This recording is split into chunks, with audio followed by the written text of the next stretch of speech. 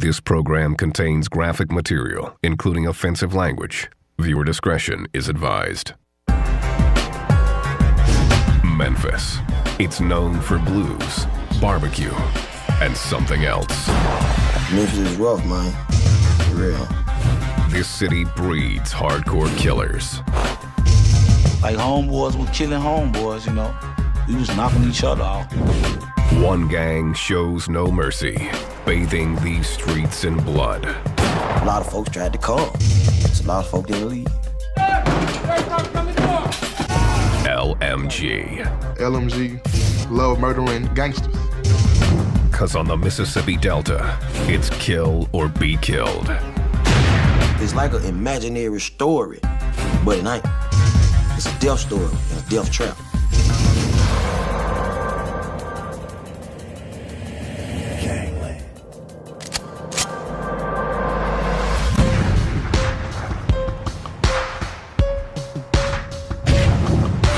Memphis, Tennessee, heart of the Bible Belt.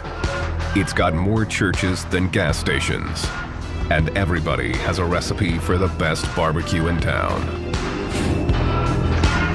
It draws thousands of tourists who flock to visit the birthplace of the blues and the home of Elvis Presley. Memphis is also one of the deadliest cities in the country. It was folks dead everywhere.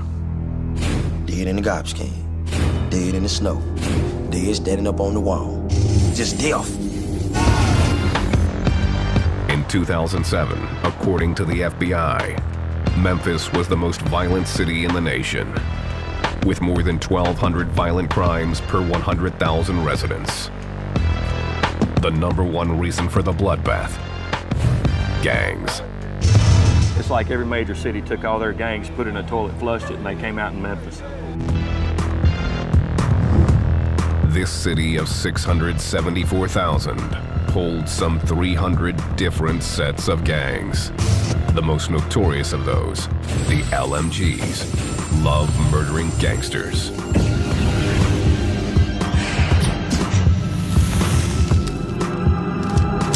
They had the attitude that they were above everybody else. It caused them to really having to back up their attitudes. We liked the attention. We drew attention. We did things on our own, and we did things our way. The gang started in Lemoyne Gardens Housing Project. Located on the city's south side, the gang made it synonymous with murder. I done seen folks get shot all kinds of ways. 1 bullet, 2 bullets, 3 bullets, 4 bullets, 5 bullets, dead. It's like survival of the fittest. You know, just gotta watch your back. The LMGs also made the gardens extremely dangerous for outsiders who dared to enter the area. You come through there, you gotta know somebody. You don't know nobody? I'm telling you what's been happening to you. And that's for real. 28-year-old D'Angelo Bills grew up in the garden.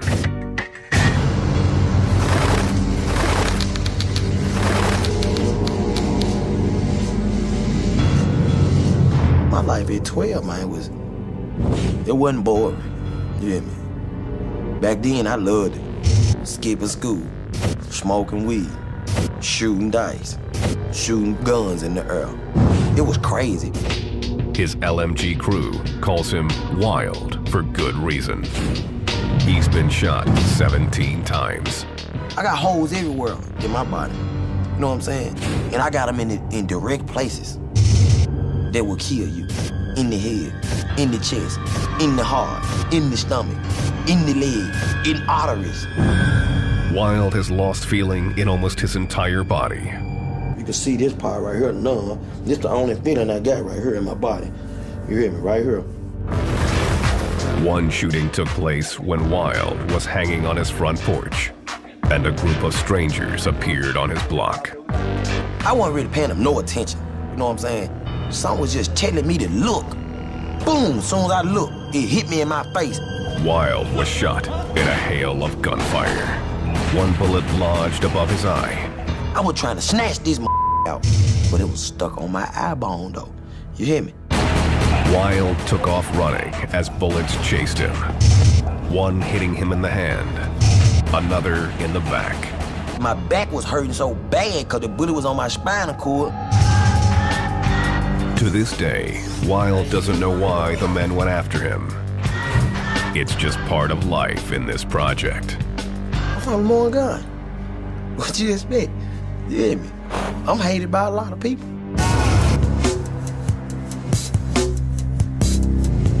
LMG member Curtis Crump learned early on to tune out the gunfire in Lemoyne Gardens.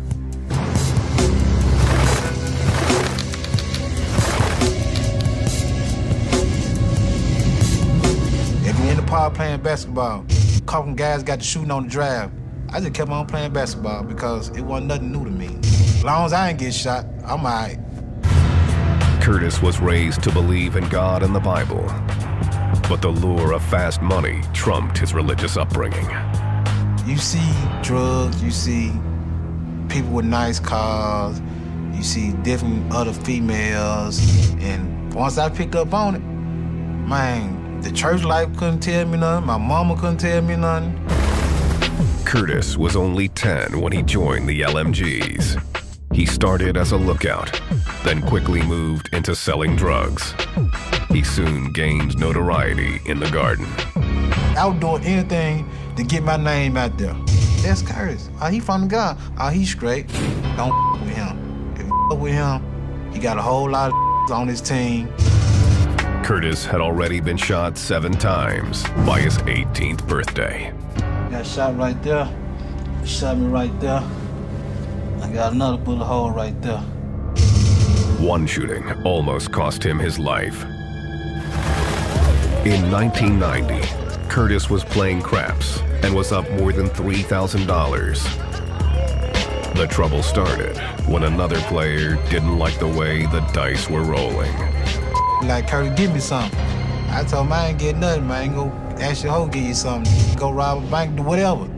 The other gangster went to his car and grabbed an Uzi, then began shooting at Curtis.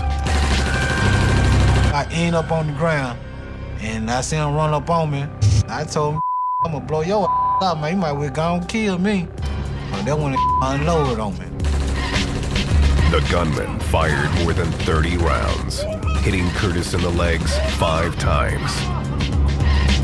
I got to kill this now, you know what I'm saying?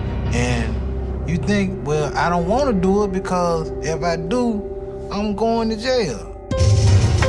The shooter was added to a list of enemies, topped by the LMG's most hated rival, the Gangster Disciples.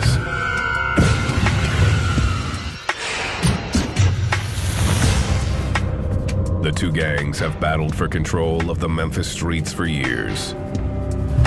It traces back to the LMG's most revered leader, George Hewlett, aka G-Train.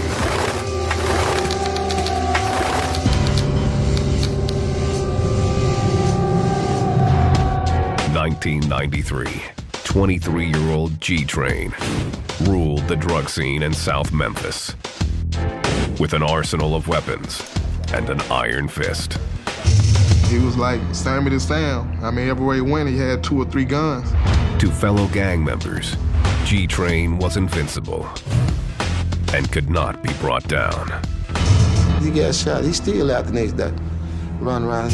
He was never scared of nothing. He went anywhere he wanted to go. Alvin Johnson, known as Dog Pound, was G-Train's childhood friend.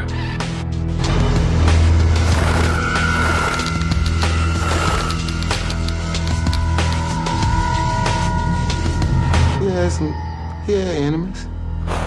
He had a lot of enemies. G-Train's biggest enemy was a local gangster disciple leader named Daryl Jordan, aka Cowboy. It all started with the rumor that Cowboy had jumped the little brother of a high-ranking LMG member. Cowboy had robbed him. You know what I'm saying? Took his money, took his dope. So they're disrespectful, you know what I'm saying?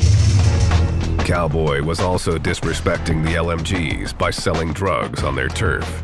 a crime punishable by death. Cowboy, Daryl Jordan, had violated the lines of demarcation. It was Train's turf. There was no question about who ran that area of town.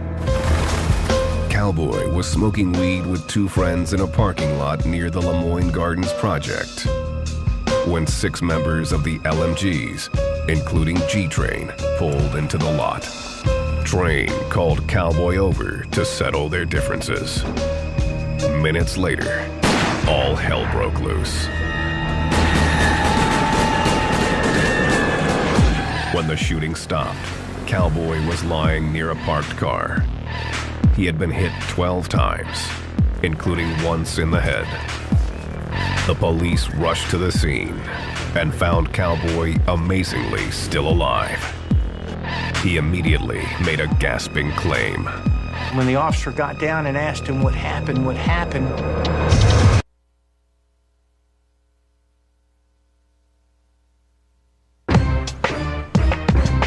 Memphis, the River City. B.B. King mastered the blues here on Beale Street, and Elvis recorded his first album at the legendary Sun Studio. The city is also home to the LMGs, one of the most violent gangs in the South. People love to see evil. People like that. Where I'm from, we feed off of it, you know. The LMG's base of operations is Lemoyne Gardens Housing Project in South Memphis, one of the poorest areas in the city. The project has 842 apartments and was built as part of President Franklin Delano Roosevelt's New Deal initiative. The goal was to rid Memphis of its slums by providing the poor with temporary housing. It was unsuccessful. Public housing became a permanent place for people who were in poverty to live, a place we could forget about people in many ways. Those forgotten people have gone through generation after generation of hopelessness. It concentrated substantial numbers of people in a relatively small area that have very little hope for economic advancement, often have failing schools that are serving them, few services that are available to them. All of that starts giving rise to the kind of criminal activity we see. While many residents of the projects were hard-working citizens, some chose a different path. In the 60s and 70s, dealing drugs became a way to make a fast buck. The scene only got worse in the 80s when crack hit town. Once crack cocaine hit the streets of Memphis, Tennessee, there was a great deal of fuel added to the fire. Gangs hit the streets. The project's toxic mix of poverty and drugs was irresistible to large gangs looking to expand their business. The Gangster Disciples of Chicago were one of those in search of a quick buck.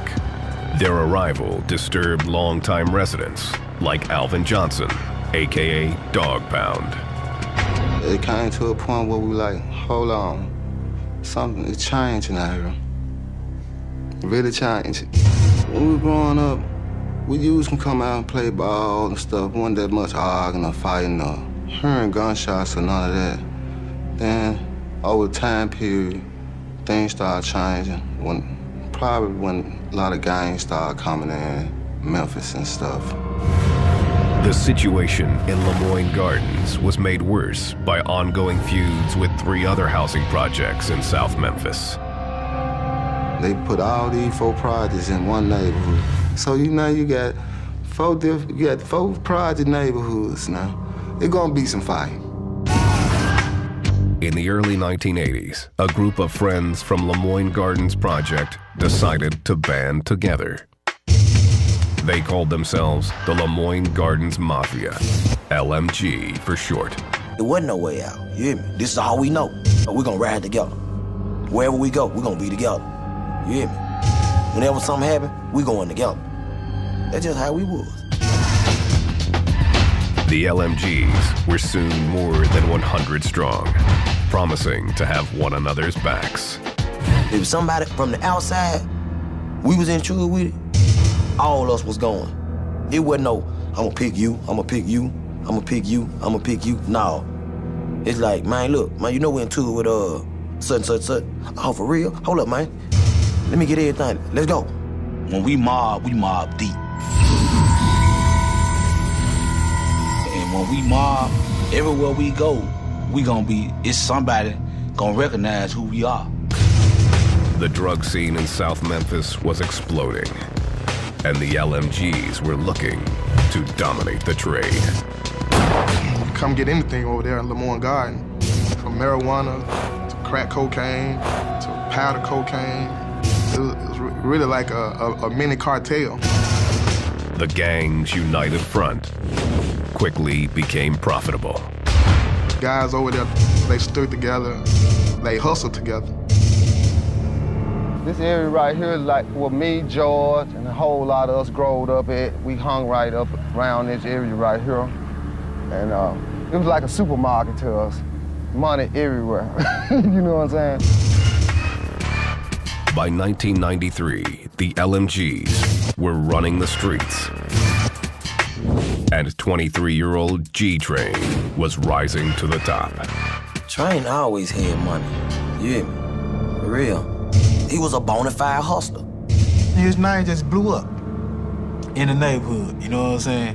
Everybody want to be around Train. G-Train threatened anyone who got in his way as he assumed control of the LMGs. The name Train conveys a certain message, or messages. And it's about fear, it's about violence, it's about a hardcore Memphis gang. His deadly mystique soon stamped him as untouchable. He went anywhere he wanted to go. He felt like he wanted to go there, that's where he went. He wasn't running for nothing. G-Train used his drug profits to purchase a nightclub, the Headquarters. It became the place to be seen and the main hangout for the LMGs. Normal night, we have probably up to about 500 people come up through here. Cars all up, down here, all up here. From the street, it looked like a legitimate business. But behind closed doors, the Headquarters held a secret. Club was more like, club slash, trap house. Ecstasy pills, marijuana, cocaine. I mean, it's all there in the club. So it's like a one-stop shop. This is where they would hold their meetings or so-called roll calls. And they would talk about their business. They would talk about, okay, where are we at with our money? How we're going to make money. What are the gangster disciples doing? What are the rival gangs doing? G-Train's empire continued to grow as he appeared to go legit. He formed a music group and cut a rap album. G-Train also tried to build a reputation as a local Robin Hood. He bought a barbershop, gave out free haircuts, and sponsored a 4th of July fireworks show. He showed love, on Christmas. If you don't have one, he'll make it happen for you. He bring gifts. To the LMGs, he was a hero, a man to be emulated. He was really like a daddy to me because I ain't had my daddy. You hear me? And I was trying to be like this man, him. Like when Train started selling dope, I wanted to sell some dope. I seen Train buying cars. I gotta get me a car.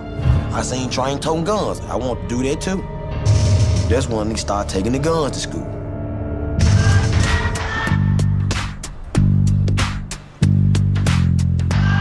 G-Train wasn't loved by all.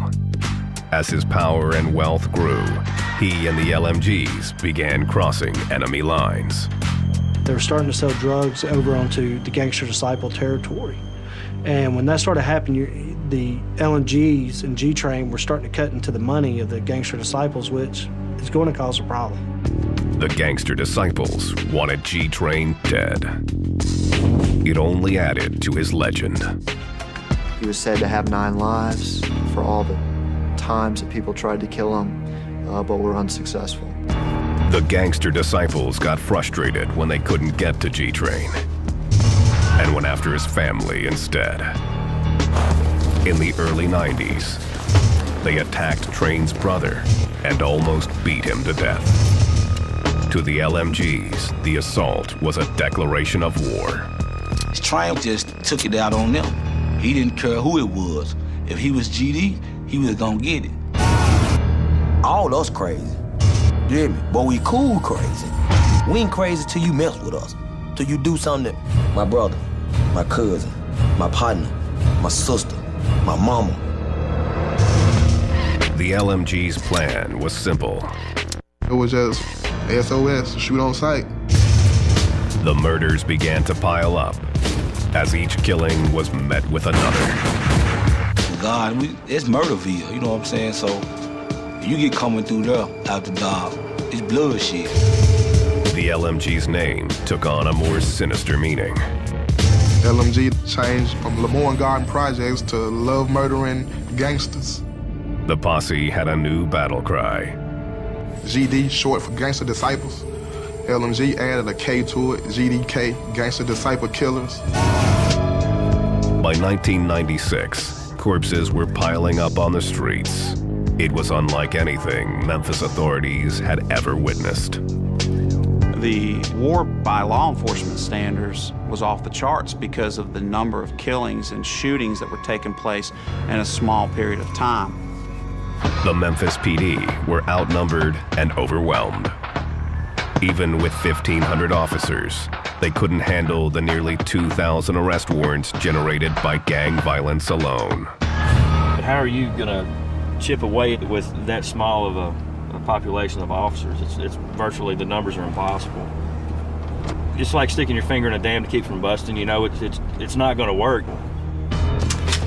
Check, make sure there's one in the chamber.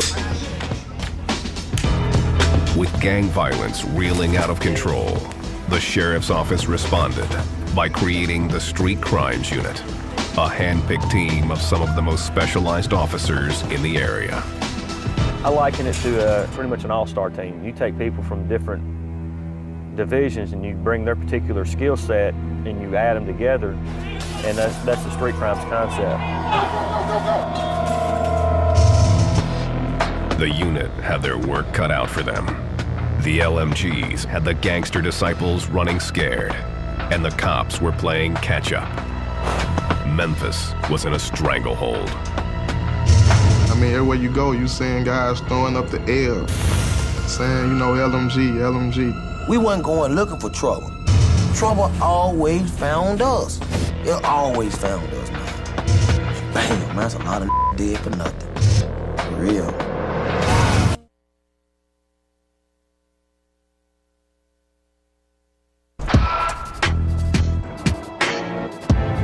Memphis.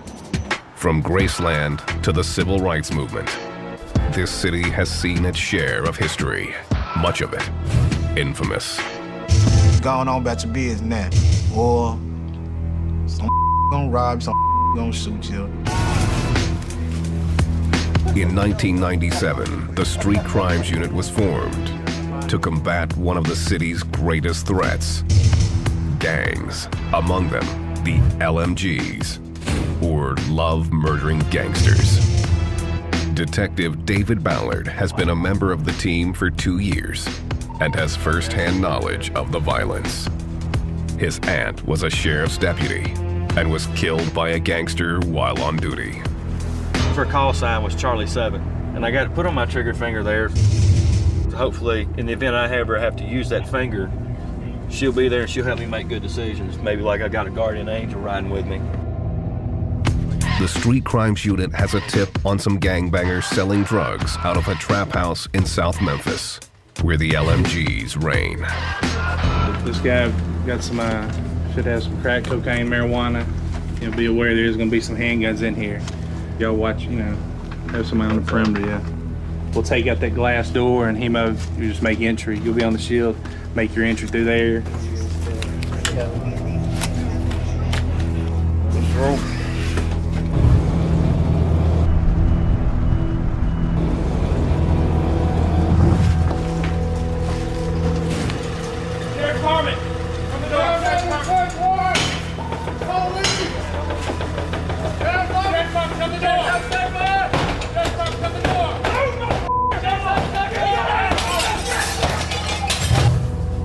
one gang member was arrested.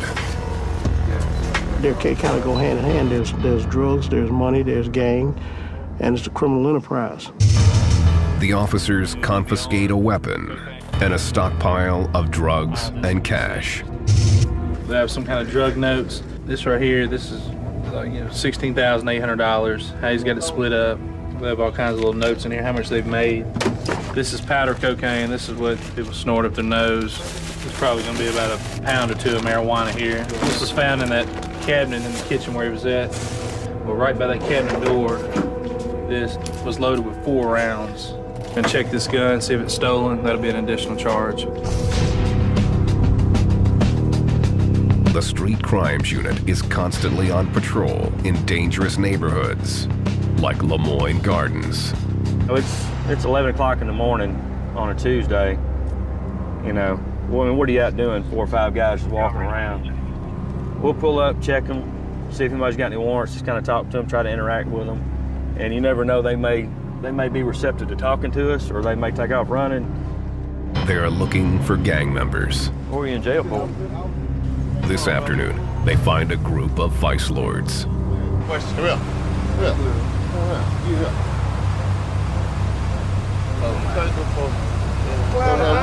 So now you ain't doing nothing. I ain't say I was doing nothing. All right, well, it's mine now. I hate gang members so much that, I don't care about the bandana. I'm gonna get it and use it what it's for. It's probably pretty much like to wipe my shoes with. It's mine now. Yeah, how they do it? Yeah. You're not gonna walk around in my presence with a flag. They're gonna represent one way or another when they're walking the streets, who they belong with. Love murdering gangsters, the LMGs, also represent with the color red. We will wear the opposite colors of disciples. Their street colors are blue, we will wear red. There is no jump-in required to get into the LMGs. There's only one initiation rule. You've got to be from the Lemoyne Gardens Project. We was from Lemoyne Gardens, we was hood, we growed up together, it was like a family thing. The love-murdering gangsters don't have many rules. But there is a code that members like Curtis Crump adhere to. It's all about sex, money, and murder. We love having sex, we love getting money, and up is murder. Tattoos also aren't mandated. But many members choose to mark themselves with the name of their hood. If you real thoroughbred that were born and raised from the God, you got that, you know what I'm saying? You got that stamped on you. Oh, my tattoo. It was LMG Soldier, you know what I'm saying? We got LMG on right there on my hand. It's basically my hood, something I live by, die by. A lot of people don't like LMG, so just by me having this on my hand makes me in danger. The LMGs keep it simple when signing. We had a handshake like this. We throw each other like this. We throw the L. That's Lemoyne guy. I stand for the L, Lemoyne guy. That's the L sign. That's represent LMG. And there's no other sign. That's the only sign. Representing isn't just about showing your allegiance to the LMGs. Their leader, G-Train, flipped the script and used it as a warfare tactic.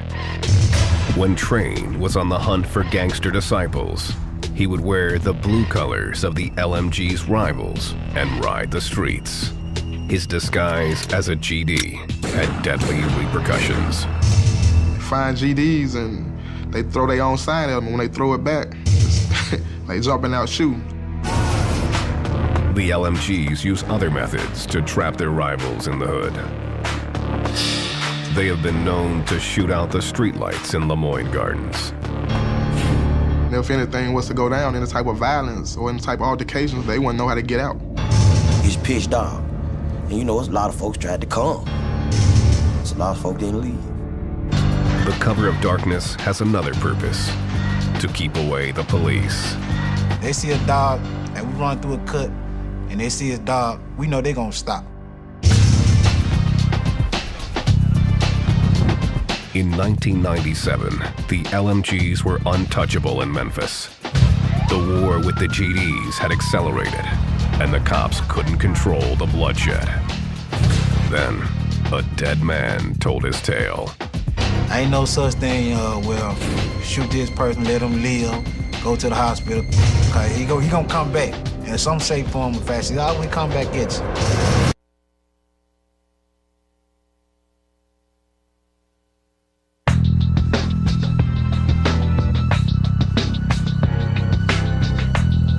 Memphis, Tennessee.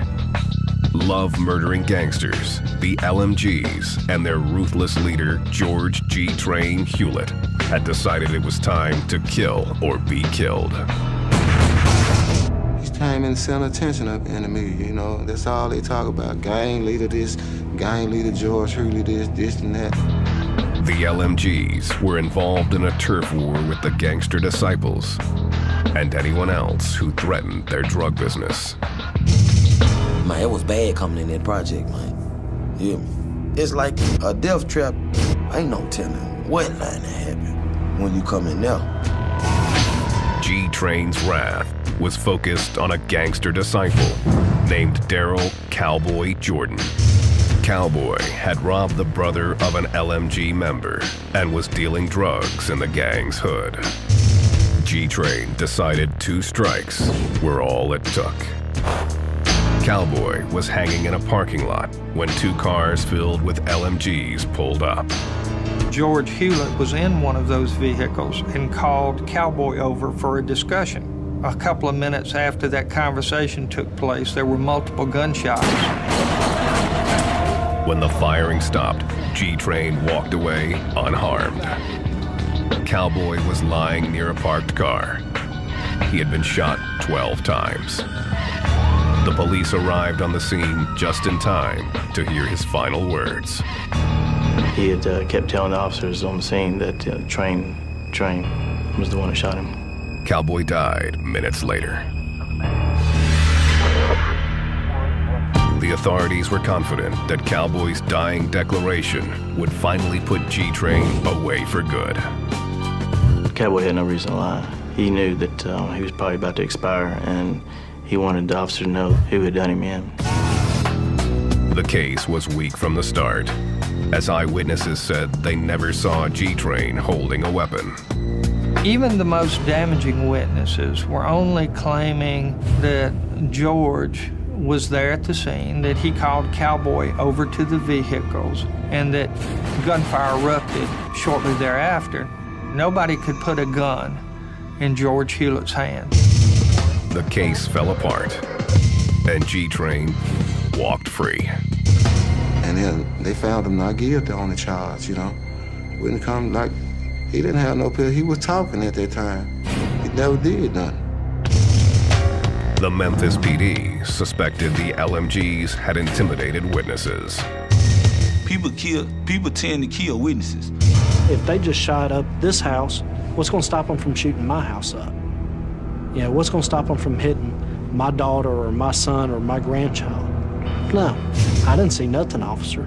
Our motto, we can't leave no witnesses, so you might get caught up in the mix, you know what I'm saying? 2 LMGs that were with Train pled guilty to voluntary manslaughter. They were sentenced to 10 years. G-Train was in the clear. The case marked a turning point in the prosecution of gangbangers in the city of Memphis. It was realized that there were some complexities to prosecuting gang murders and that they needed to put together a specialized task force to confront these kind of cases dealing with witness intimidation, witness relocation, and certainly using gang members as witnesses.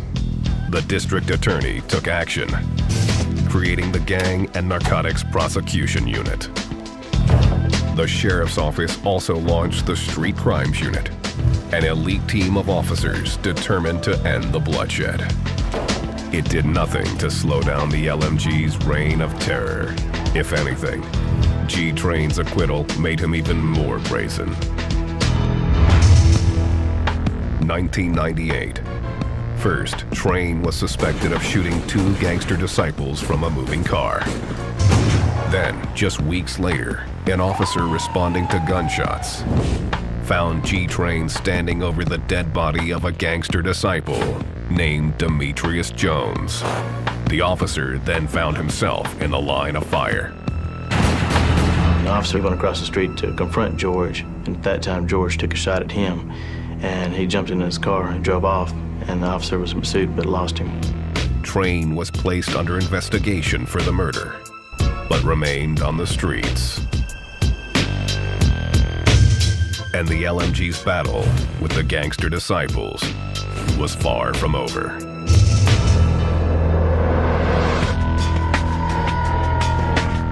The violence became so rampant that Curtis Crump's girlfriend's house was shot up by a group of gangster disciples. With his girlfriend injured, Curtis was outraged. I just looked at it, man, you got me up, you know what I'm saying? You should have came at me instead of trying to go to my girl's house, you know what I'm saying? Of course, I went on a rampage. Curtis and a fellow LMG decided to pay the shooters a visit. They rolled up to their house fully armed, then kicked in the door and started firing.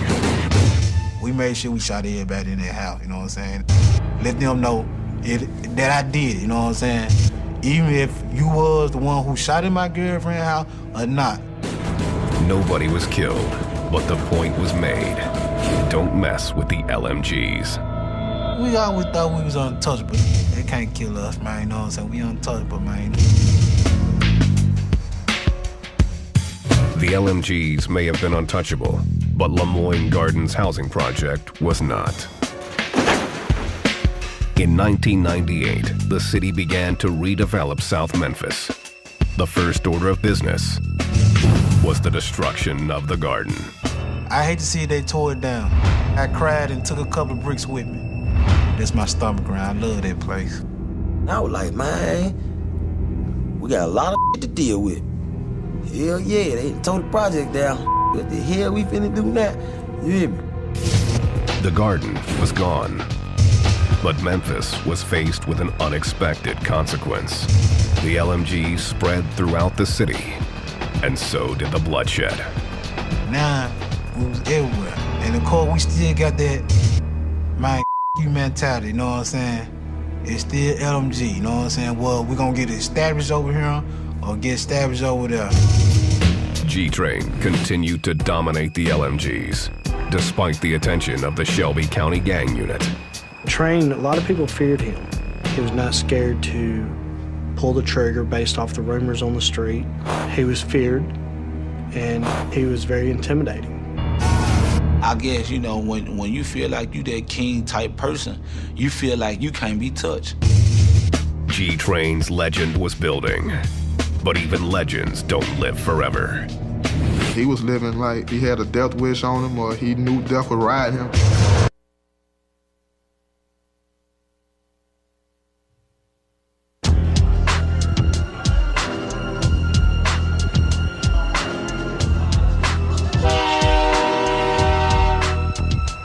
Memphis, Tennessee, 1999. The LMGs, love murdering gangsters, were as strong as ever, despite the destruction of their hood, the Lemoyne Gardens Project. Their embattled leader, G-Train, had avoided serious jail time and numerous assassination attempts. A lot of gang members started to believe in this mystique that he was invincible. George had 9 lives. On November 10th, G-Train's legend came to an abrupt end. The details are sketchy, but it's known that G-Train was alone at his nightclub, the Headquarters. Train's childhood friend, Dog Pound, was locked up at the time, but word from the street reached him in jail. Train truck was parked right here, and he was coming out this door right here. So when Train entered out the door, we entered his car, 2 guys come running around with assault rifle, start shooting. Dog Pound says Train was struck multiple times. He fled his truck and ran down the street, his shooters close on his heels. Where he fell down at, and they said a man came and stood over him, pulled out another gun, and shot him one more time in the neck. No witnesses came forward, and the case has never been solved. I don't call it murder, I call it assassination. He was assassinated. It's like he had formed so many enemies that you will never know who did it, you know? You got everybody coming at you. You got too many people to watch. G-Train's 9 lives were finally over. The gang was devastated. It affected me a whole lot. Really a whole lot. I miss him a whole lot. He was a friend to me.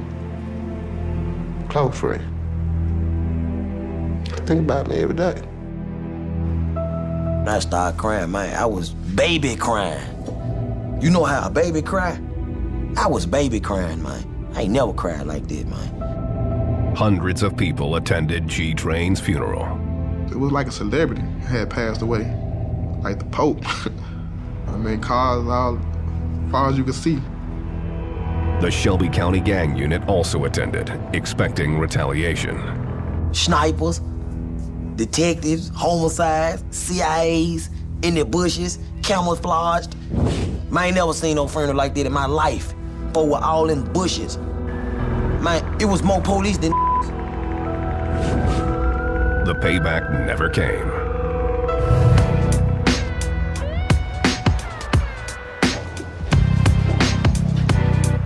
Gang members say the LMGs have been in turmoil since G-Train's death, and they're keeping a low profile. When you cut off the head, you know, you shut down everything. The whole body can't function. It was a reality check, you know what I'm saying? And like, damn, what we gonna do now? The land where Lemoyne Gardens housing project once stood is now covered with mixed-income townhomes. Dog Pound is out of jail and says he's staying clear of trouble. When he visits his old haunts, he barely recognizes the area. This was the main spot right here. It's a whole lot different now. A whole lot of things have changed. Way different what it used to be. I miss a lot of it. I can't hang around like I used to. Get a trespassing charge. Some believe that because the LMGs are spread out across the entire city, they are more dangerous than ever. You can be reached anywhere, anytime. And that's a fact of life right there. You're not safe anywhere in this town. 34-year-old Curtis Crump is currently on trial for attempted first-degree murder and aggravated assault. He's confident that the LMGs will soon be as large as when G-Train ruled the streets. We got brothers that came up and they throwing LMG up. Kids might be throwing LMG up, so it ain't gonna never end. Yeah, that train gonna definitely roll, you know what I'm saying? No matter what.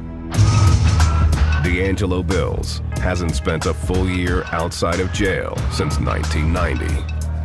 Wild continues to represent the gang, but is aware it comes with a price. I lost a lot of love, man. A lot of friends. Man, a lot of they ain't even here no more. You hear me? No, half of them in the penitentiary, like I said, and half of them dead. He hopes that his current stint in jail for a weapons charge will be his last. When he gets out, Wild plans to focus on his rap career, where he pays tribute to his fallen LMGs. I'm shedding tears, and can't nobody feel my pain. Over the years, I done seen some of the craziest thing. Remember Train? That's a legend. Most of y'all don't know. When he was here, he ran like they pictured a ghost. Right after that, Lil Daddy died. A chopper opened his chest. I wish like hell I could've caught him just to give him my best. Life is a mess. You can only live once on earth. So if I die right now today, I know my mama be hurt. I'm still thinking about my auntie. Shouted MP and Lil Mike. They got me shedding tears, dog, but they're just life. They're just life, man. Feel that?